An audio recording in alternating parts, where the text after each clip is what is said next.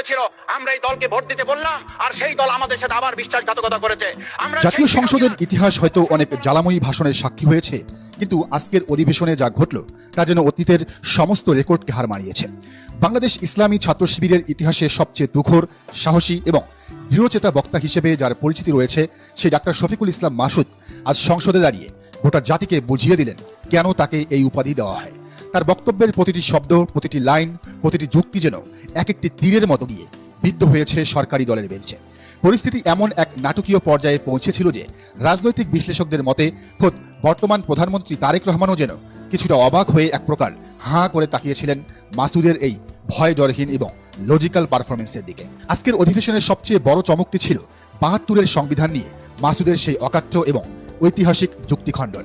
সরকারি দলের সংসদ সদস্যরা যখন হঠাৎ করে ৭২-এর সংবিধানের প্রতি প্রবল প্রেম দেখাতে শুরু করলেন, ঠিক তখনই মাসুদ তার স্বভাবসুলভ তীক্ষ্ণ ভাষায় এর কড়া জবাব দেন। তিনি সরাসরি সরকারি দলের চোখে চোখ রেখে বলেন, আজ আপনারা যে সংবিধানের মায়ায় আচ্ছন্ন হয়ে আছেন, যে সংবিধানের প্রেমে পড়েছেন, যে সংবিধানকে এত ভালোবাসছেন, এই সংবিধান অনুযায়ী তো আপনাদের আজ এই সংসদে থাকারই কথা নয়। অত্যন্ত সাহসিকতার সাথে তিনি স্মরণ করিয়ে দেন, এই সংবিধান অনুযায়ী এখন প্রধানমন্ত্রী তারেক রহমানের লন্ডনে নির্বাসিত থাকার কথা, আর বর্তমান স্বরাষ্ট্রমন্ত্রীর থাকার কথা ভারতের মেঘালয়ের শিলং। বর্তমান স্বরাষ্ট্রমন্ত্রী এখন দেশের বাইরে থাকার কথা ছিল। মাসুদ এখানে থেমে থাকেননি। তিনি পুরো জাতিকে স্মরণ করিয়ে দেন বিগত স্বৈরাচারী আমলের সেই ভয়াবহ দিনগুলোর কথা, অত্যাচার আর নিপীড়নের কথা, শেখ হাসিনার জুলুম নির্যাতনের কথা। তিনি অত্যন্ত ক্ষোভের সাথে বলেন, এই তথাকথিত সংবিধান চরম বিপদের দিনে আমাদের কাউকেই বাঁচাতে পারেনি, কাউকেই নয়। এই সংবিধান সাবেক প্রধানমন্ত্রী বেগম খালেদা জিয়াকে বালুর ট্রাকের অবরুদ্ধ বেষ্টনী থেকে মুক্ত করতে পারেনি দিনের পর দিন, বছরের পর বছর।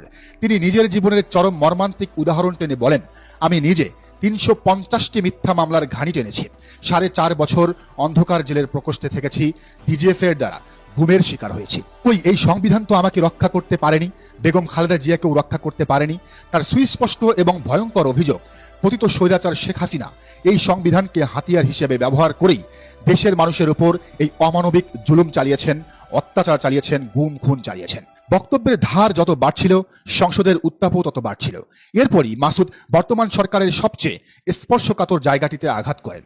তিনি সরাসরি অভিযোগ তোলেন, আজ বর্তমান সরকার জুলাই সনদ এবং গণভোটের দাবিকে অস্বীকার করে সম্পূর্ণ পাশ কাটিয়ে সুকৌশলে সেই পতিত স্বৈরাচারের পুরনো পথেই হাঁটতে শুরু করেছেন। সরকারের বিরুদ্ধে তার অভিযোগ, তারা আবারও সেই আয়নাঘর, গুম আর খুনের রাজনীতি ফিরিয়ে আনার পায়তারা করছে। বক্তব্যের একেবারে ক্লাইম্যাক্সে এসে মাসুদ যে মোক্ষম অস্ত্রটি ব্যবহার করেন তা পুরো সংসদকে রীতিমতো বাকরুদ্ধ করে দেয়। তিনি অত্যন্ত বীর দর্পে স্মরণ করিয়ে দেন যে বেগম খালেদা জিয়া নিজে একসময় বলেছিলেন এই বাকশালী সংবিধান তিনি ছুঁড়ে ফেলে দেবেন যদি কখনো সুযোগ পান, ক্ষমতায় যান। অথচ কি দুর্ভাগ্যজনক, আজ তার ছেলে তারেক রহমানের নেতৃত্বাধীন দলই সেই একই সংবিধানের প্রতি বড় মায়া দেখাচ্ছে। মাসুদের এই তীক্ষ্ণ এবং অপ্রিয় সত্য কথার তোপে সংসদের সামনের সারিতে বসা সালাউদ্দিন আহমেদকে রীতিমতো বিচলিত এবং অস্বস্তিতে ভুগতে দেখা যায়। মাসুদের এই বক্তৃতার ঝাঁজ এবং উত্তাপ এতটাই কড়া ছিল যে পরিস্থিতি আর সামলাতে না পেরে শেষমেশ স্পিকার বাধ্য হয়ে তার মাইক অফ করে দেন। কিন্তু স্পিকার মাইক অফ করে দিলেও সারা দেশের মানুষের মনের মাইক যেন আজ মাসুদের পক্ষেই কথা বলছে। সামাজিক যোগাযোগ মাধ্যম খুললেই এখন শুধু ডক্টর শফিকুল ইসলাম মাসুদের এই ঐতিহাসিক ভাষণের খণ্ড খণ্ড ক্লিপ। চারদিকে বলছে প্রশংসার ঝড়। নেটিজেনরা বলছেন এটাই হলো সত্যিকারের বিরোধী দলের নেতার মতো রাজসিক গর্জন। দর্শক, সংসদের এই নজিরবিহীন উত্তাপ কিন্তু শুধু ডাক্তার শফিকুল ইসলাম মাসুদের বজ্রকণ্ঠে সীমাবদ্ধ ছিল না। আজকের অধিবেশনে রীতিমতো ঝড় তুলেছেন ছাত্র শিবিরের আরেক সাবেক তুখোর সভাপতি এবং বর্তমান ঢাকা 12-এর সংসদ সদস্য সাইফুল ইসলাম মিলন। তার তোপের মুখে পড়েন রাজনীতির মাঠে সমঝোতার মন্ত্রী হিসাবে পরিচিত বর্তমান সড়ক পরিবহন ও সেতুমন্ত্রী শেখ রবিউল আলম। সেতুমন্ত্রী যখন বিভিন্ন সংবাদ সম্মেলনে এবারের ঈদ যাত্রাকে অত্যন্ত স্বস্তির বলে দাবি করেন, তখন সাইফুল ইসলাম মিলন মাঠের রূঢ় বাস্তবতা দিয়ে তাকে একেবারে ধুয়ে দেন। তিনি চরম ক্ষোভের সাথে মন্ত্রীর চোখে চোখ রেখে তীক্ষ্ণ প্রশ্ন করেন। তিনি বলেন, যেখানে এবারের ঈদ যাত্রায় সড়কেই প্রায় 400-এর কাছাকাছি তাজা প্রাণ ঝরেছে, যেখানে দৌলতদিয়ায় এক বাস দুর্ঘটনায় 40 জনের বেশি মানুষ মারা গেছেন, সেখানে আপনি কোন মুখে একে স্বস্তির ঈদ যাত্রা বলেন? আর ঠিক কত মানুষ মরলে আপনার অস্বস্তি লাগবে মাননীয় মন্ত্রী। এই তীব্র বাক্যবাণের পরেই তিনি সংসদে দাঁড়িয়ে সরাসরি সেতু মন্ত্রীর পদত্যাগ দাবি করেন। অন্যদিকে চট্টগ্রামের মাটি থেকে উঠে আসা আরেক বর্ষিয়ান ও তুখের নেতা শাহজাহান চৌধুরীও আজ সংসদে রীতিমতো ফাটিয়ে দিয়েছেন। তিনি সরাসরি বর্তমান মন্ত্রিসভার অভ্যন্তরীণ সমন্বয়হীনতা এবং চরম বিশৃঙ্খলাকে টার্গেট করেন। শাহজাহান চৌধুরী অত্যন্ত স্পষ্টভাবে আঙ্গুল তুলে বলেন, স্বরাষ্ট্রমন্ত্রী সালাউদ্দিন আহমেদ এবং আইনমন্ত্রী আসাদুজ্জামান একই বিষয়ে, বিশেষ করে গণভোট বা রিফারেন্ডাম ইস্যুতে এক এক সময়ে এক এক রকম এবং পরস্পর বিরোধী বক্তব্য দিয়ে গোটা জাতিকে বিভ্রান্ত করছেন। তিনি অত্যন্ত কড়া ভাষায় স্বরাষ্ট্রমন্ত্রী সালাউদ্দিন আহমেদকে সতর্ক করে বলেন, সব বিষয়ে এভাবে গায়ে পড়ে নাক গলানো মোটেও ঠিক নয়। যার যে মন্ত্রণালয় এবং যে সেক্টর, তার উচিত শুধু সেই বিষয় নিয়েই কথা বলা এবং নিজ দায়িত্ব পালন করা। সব মিলিয়ে রাজনৈতিক পর্যবেক্ষকরা বলছেন, গতকাল থেকে শুরু করে আজ পর্যন্ত সংসদে জামায়াতে ইসলামীর যে কয়েকজন এমপি বক্তব্য রেখেছেন, তারা প্রত্যেকেই সংসদীয় বিতর্কে নিজেদের রাজনৈতিক পরিপক্কতা এবং দুর্দান্ত খেলা দেখিয়েছেন। দীর্ঘদিন ধরে যারা জামাতের সমালোচনা করতেন বা মনে করতেন যে জামাত রাজনৈতিকভাবে একটি নিষ্ক্রিয় বা ধ্বজভঙ্গ দলে পরিণত হয়েছে, যারা সংসদে কোনো কার্যকরী ভূমিকা রাখতে পারবে না, আজকের পর তাদের সেই ধারণায় রীতিমতো চুনকালি পড়েছে বলেই মনে করছেন দলটির কর্মী সমর্থকরা। একই সাথে রাজনীতির মাঠে যারা সুকৌশলে জামাতকে ভিলেন বানিয়ে, জামাতকে ধ্বজভঙ্গ দল বানিয়ে, জামাতকে দুর্বল বানিয়ে নতুন দল এনসিপিকে মাথায় তুলে রাজনীতি করতে চেয়েছিলেন, তাদের জন্য আজকের সংসদ অধিবেশন এক বিরাট সতর্কবার্তা। নীরবতা মানেই যে দুর্বলতা নয় এবং সুযোগ এবং সময় মতো জামাত যে কতটা ভয়ঙ্কর রাজনৈতিক প্রজ্ঞার প্রমাণ দিতে পারে, আজকের সংসদীয় বিতর্ক তারই এক জ্বলন্ত উদাহরণ। দেশের আগামী দিনের রাজনীতিতে এই সংসদীয় উত্তাপ যে এক নতুন সমীকরণের জন্ম দিচ্ছে বা দিবে, তার বলার অপেক্ষা রাখে না এবং সেই সমীকরণে অবশ্যই জামাত ভূমিকা রাখবে বলিষ্ঠ হয়ে। দর্শক, বিষয়টিকে আপনি কিভাবে দেখছেন জানার মন্তব্যের ঘরে। যেন অতীতের সমস্ত রেকর্ডকে হার মানিয়েছে। বাংলাদেশ ইসলামী ছাত্র শিবিরের ইতিহাসে সবচেয়ে তুখোড়, সাহসী এবং দৃঢ়চেতা বক্তা হিসেবে যার পরিচিতি রয়েছে, সেই ডাক্তার শফিকুল ইসলাম মাসুদ আজ সংসদে দাঁড়িয়ে গোটা জাতিকে বুঝিয়ে দিলেন কেন তাকে এই উপাধি দেওয়া হয়। তার বক্তব্যের প্রতিটি শব্দ, প্রতিটি লাইন, প্রতিটি যুক্তি যেন এক একটি তীরের মতো গিয়ে বিদ্ধ হয়েছে সরকারি দলের বেঞ্চে।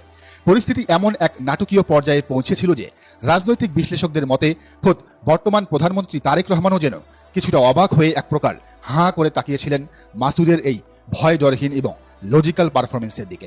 আজকের অধিবেশনের সবচেয়ে বড় চমকটি ছিল ৭২-এর সংবিধান নিয়ে মাসুদের সেই অকাট্য এবং ঐতিহাসিক যুক্তিখণ্ডন। সরকারি দলের সংসদ সদস্যরা যখন হঠাৎ করে ৭২-এর সংবিধানের প্রতি প্রবল প্রেম দেখাতে শুরু করলেন, ঠিক তখনই মাসুদ তার স্বভাবসুলভ তীক্ষ্ণ ভাষায় এর কড়া জবাব দেন। তিনি সরাসরি সরকারি দলের চোখে চোখ রেখে বলেন, আজ আপনারা যে সংবিধানের মায়ায় আচ্ছন্ন হয়ে আছেন, যে সংবিধানের প্রেমে পড়েছেন, যে সংবিধানকে এত ভালোবাসছেন, এই সংবিধান অনুযায়ী তো আপনাদের আজ এই সংসদে থাকারই কথা নয়। অত্যন্ত সাহসিকতার সাথে তিনি স্মরণ করিয়ে দেন, এই সংবিধান অনুযায়ী এখন প্রধানমন্ত্রী তারেক রহমানের লন্ডনে নির্বাসিত থাকার কথা, আর বর্তমান স্বরাষ্ট্রমন্ত্রীর থাকার কথা ভারতের মেঘালয়ের শিলং। বর্তমান স্বরাষ্ট্রমন্ত্রী এখন দেশের বাইরে থাকার কথা ছিল। মাসুদ এখানে থেমে থাকেননি। তিনি পুরো জাতিকে স্মরণ করিয়ে দেন বিগত স্বৈরাচারী আমলের সেই ভয়াবহ দিনগুলোর কথা, অত্যাচার আর নিপীড়নের কথা, শেখ হাসিনার জুলুম নির্যাতনের কথা। তিনি অত্যন্ত ক্ষোভের সাথে বলেন, এই তথাকথিত সংবিধান চরম বিপদের দিনে আমাদের কাউকেই বাঁচাতে পারেনি, কাউকেই নয়। এই সংবিধান সাবেক প্রধানমন্ত্রী বেগম খালেদা জিয়াকে বালুর ট্রাকের অবরুদ্ধ বেষ্টনী থেকে মুক্ত করতে পারেনি দিনের পর দিন, বছরের পর বছর। তিনি নিজের জীবনের চরম মর্মান্তিক উদাহরণ টেনে বলেন, আমি নিজে ৩৫০টি মিথ্যা মামলার ঘানি টেনেছি, ৪.৫ বছর অন্ধকার জেলের প্রকোষ্ঠে থেকেছি, ডিজিএফ এর দ্বারা গুমের শিকার হয়েছি। কই এই সংবিধান তো আমাকে রক্ষা করতে পারেনি, বেগম খালেদা জিয়াকেও রক্ষা করতে পারেনি। তার সুস্পষ্ট এবং ভয়ঙ্কর অভিযোগ, পতিত স্বৈরাচার শেখ হাসিনা এই সংবিধানকে হাতিয়ার হিসেবে ব্যবহার করেই দেশের মানুষের উপর এই অমানবিক জুলুম চালিয়েছেন, অত্যাচার চালিয়েছেন, গুম খুন চালিয়েছেন। বক্তব্যের ধার যত বাড়ছিল, সংসদের উত্তাপও তত বাড়ছিল। এরপরই মাসুদ বর্তমান সরকারের সবচেয়ে স্পর্শকাতর জায়গাটিতে আঘাত করেন। তিনি সরাসরি অভিযোগ তোলেন, আজ বর্তমান সরকার জুলাই সনদ এবং গণভোটের দাবিকে অস্বীকার করে সম্পূর্ণ পাশ কাটিয়ে সুকৌশলে সেই পতিত স্বৈরাচারের পুরনো পথেই হাঁটতে শুরু করেছেন। সরকারের বিরুদ্ধে তার অভিযোগ, তারা আবারও সেই আয়নাঘর, গুম আর খুনের রাজনীতি ফিরিয়ে আনার পায়তারা করছে। বক্তব্যের একেবারে ক্লাইম্যাক্সে এসে মাসুদ যে মোক্ষম অস্ত্রটি ব্যবহার করেন, তা পুরো সংসদকে রীতিমতো বাকরুদ্ধ করে দেয়। তিনি অত্যন্ত বীর দর্পে স্মরণ করিয়ে দেন যে বেগম খালেদা জিয়া নিজে একসময় বলেছিলেন, এই বাকশালী সংবিধান তিনি ছুঁড়ে ফেলে দেবেন যদি কখনো সুযোগ পান, ক্ষমতায় যান। অথচ কি দুর্ভাগ্যজনক, আজ তার ছেলে তারেক রহমানের নেতৃত্বাধীন দলই সেই একই সংবিধানের প্রতি বড় মায়া দেখাচ্ছে। মাসুদের এই তীক্ষ্ণ এবং অপ্রিয় সত্য কথার তোপে সংসদের সামনের সারিতে বসা সালাউদ্দিন আহমেদকে রীতিমতো বিচলিত এবং অস্বস্তিতে ভুগতে দেখা যায়। মাসুদের এই বক্তৃতার ঝাঁজ এবং উত্তাপ এতটাই কড়া ছিল যে পরিস্থিতি আর সামলাতে না পেরে শেষমেশ স্পিকার বাধ্য হয়ে তার মাইক অফ করে দেন। কিন্তু স্পিকার মাইক অফ করে দিলেও সারা দেশের মানুষের মনের মাইক যেন আজ মাসুদের পক্ষেই কথা বলছে। সামাজিক যোগাযোগ মাধ্যম খুললেই এখন শুধু ডক্টর শফিকুল ইসলাম মাসুদের এই ঐতিহাসিক ভাষণের খণ্ড খণ্ড ক্লিপ। চারদিকে বলছে প্রশংসার ঝড়। নেটিজেনরা বলছেন এটাই হলো সত্যিকারের বিরোধী দলের নেতার মতো রাজসিক গর্জন। দর্শক, সংসদের এই নজিরবিহীন উত্তাপ কিন্তু শুধু ডক্টর শফিকুল ইসলাম মাসুদের বজ্রকণ্ঠে সীমাবদ্ধ ছিল না। আজকের অধিবেশনে রীতিমতো ঝড় তুলেছেন ছাত্র শিবিরের আরেক সাবেক তুখোর সভাপতি এবং বর্তমান ঢাকা 12 এর সংসদ সদস্য সাইফুল ইসলাম মিলন। তার তোপের মুখে পড়েন রাজনীতির মাঠে সমঝোতার মন্ত্রী হিসাবে পরিচিত বর্তমান সড়ক পরিবহন ও সেতুমন্ত্রী শেখ রবিউল আলম। সেতুমন্ত্রী যখন বিভিন্ন সংবাদ সম্মেলনে এবারের ঈদ যাত্রাকে অত্যন্ত স্বস্তির বলে দাবি করেন, তখন সাইফুল ইসলাম মিলন মাঠের রূঢ় বাস্তবতা দিয়ে তাকে একেবারে ধুয়ে দেন। তিনি চরম ক্ষোভের সাথে মন্ত্রীর চোখে চোখ রেখে তীক্ষ্ণ প্রশ্ন করেন। তিনি বলেন, যেখানে এবারের ঈদ যাত্রায় সড়কেই প্রায় 400 এর কাছাকাছি তাজা প্রাণ ঝরেছে, যেখানে দৌলতদিয়ায় এক বাস দুর্ঘটনায় 40 জনের বেশি মানুষ মারা গেছেন, সেখানে আপনি কোন মুখে একে স্বস্তির ঈদ যাত্রা বলেন? আর ঠিক কত মানুষ মরলে আপনার অস্বস্তি লাগবে মাননীয় মন্ত্রী? এই তীব্র বাক্যবাণের পরেই তিনি সংসদে দাঁড়িয়ে সরাসরি সেতুমন্ত্রীর পদত্যাগ দাবি করেন। অন্যদিকে চট্টগ্রামের মাটি থেকে উঠে আসা আরেক বর্ষিয়ান ও তুখের নেতা শাহজাহান চৌধুরীও আজ সংসদে রীতিমতো ফাটিয়ে দিয়েছেন। তিনি সরাসরি বর্তমান মন্ত্রিসভার অভ্যন্তরীণ সমন্বয়হীনতা এবং চরম বিশৃঙ্খলাকে টার্গেট করেন। শাহজাহান চৌধুরী অত্যন্ত স্পষ্টভাবে আঙ্গুল তুলে বলেন, স্বরাষ্ট্রমন্ত্রী সালাউদ্দিন আহমেদ এবং আইনমন্ত্রী আসাদুজ্জামান একই বিষয়ে, বিশেষ করে গণভোট বা রিফারেন্ডাম ইস্যুতে এক এক সময়ে এক এক রকম এবং পরস্পর বিরোধী বক্তব্য দিয়ে গোটা জাতিকে বিভ্রান্ত করছেন। তিনি অত্যন্ত কড়া ভাষায় স্বরাষ্ট্রমন্ত্রী সালাউদ্দিন আহমেদকে সতর্ক করে বলেন, সব বিষয়ে এভাবে গায়ে পড়ে নাক গলানো মোটেও ঠিক নয়।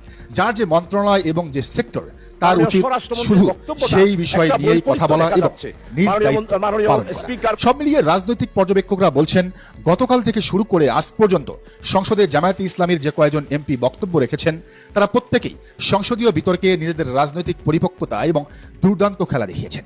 দীর্ঘদিন ধরে যারা জামাতের সমালোচনা করতেন বা মনে করতেন যে জামাত রাজনৈতিকভাবে একটি নিষ্ক্রিয় বা ধ্বজভঙ্গ দলে পরিণত হয়েছে, যারা সংসদে কোনো কার্যকরী ভূমিকা রাখতে পারবে না, আজকের পর তাদের সেই ধারণায় রীতিমতো চুনকালি পড়েছে বলেই মনে করছেন দলটির কর্মী সমর্থকরা। একই সাথে রাজনীতির মাঠে যারা সুকৌশলে জামাতকে ভিলেন বানিয়ে, জামাতকে ধ্বজভঙ্গ দল বানিয়ে, জামাতকে দুর্বল বানিয়ে নতুন দল এনসিপিকে মাথায় তুলে রাজনীতি করতে চেয়েছিলেন, তাদের জন্য আজকের সংসদ অধিবেশন এক বিরাট সতর্কবার্তা। নীরবতা মানেই যে দুর্বলতা নয় এবং সুযোগ এবং সময় মতো জামাত যে কতটা ভয়ঙ্কর রাজনৈতিক প্রজ্ঞার প্রমাণ দিতে পারে, আজকের সংসদীয় বিতর্ক তারই এক জ্বলন্ত উদাহরণ। দেশের আগামী দিনের রাজনীতিতে এই সংসদীয় উত্তাপ যে এক নতুন সমীকরণের জন্ম দিচ্ছে বা দিবে, তার বলার অপেক্ষা রাখে না এবং সেই সমীকরণে অবশ্যই জামাত ভূমিকা রাখবে বলিষ্ঠ হয়ে। দর্শক, বিষয়টিকে আপনি কিভাবে দেখছেন জানার মন্তব্যের ঘরে